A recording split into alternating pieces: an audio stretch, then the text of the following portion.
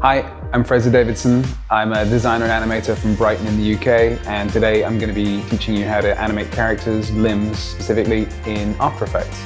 I run Cub Studio, and we make characterful animations for everything from sporting institutions to social media platforms and everything in between.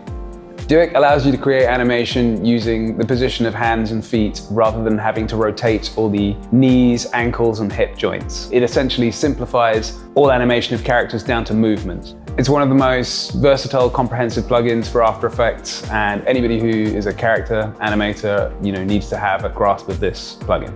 In this class, I'm going to be teaching you how to create a simple walk cycle using Duik. We'll start by designing the character in Illustrator and preparing him to import into After Effects. We'll then prepare the character for rigging. We'll then use Duik to rig the character fully for animation. And finally, with the rigged character, we'll create a simple walk cycle. With this tool, you'll see that you can hugely simplify your workflow and animate complex characters much more simply. I'm excited to introduce you and your characters to the power of Duik. Let's get started.